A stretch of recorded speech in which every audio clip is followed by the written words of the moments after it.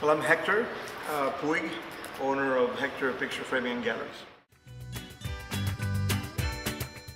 The first and most important thing that I would say is it's basically one piece at a time, you know, not to be scared of collecting. My very first piece that I got was from Lenny Kessel,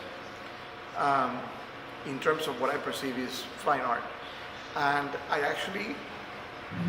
it was a collage with gouache mixed, and I actually paid him on time. It was $300 back in 1986. And I paid him $20 a week until I paid it off.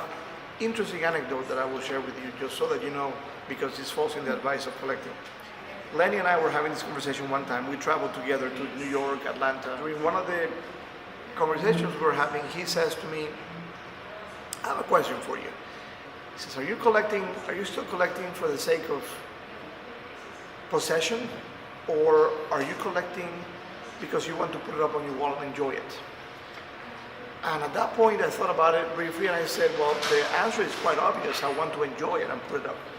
Upon me answering that, he said, you're not a collector yet. And I was dumbfounded by that. A few years later, I'm in the gallery.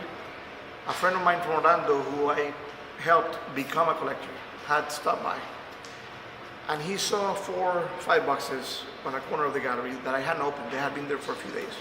And they were of carvings that had come from Puerto Rico. And he says to me, Hector, what are those boxes over there? I said, those are carvings from Puerto Rico. And he goes, you haven't opened them? And I said, I don't have to open them.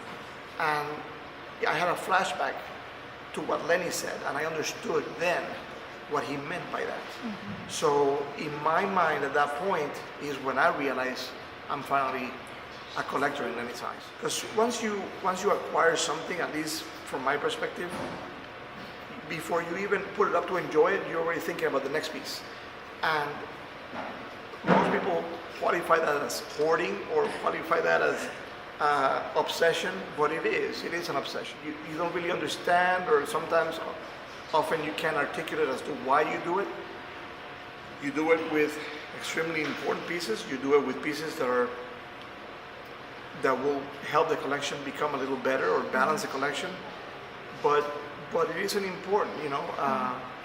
The fact that you have the piece and it balances the collection is what makes it important.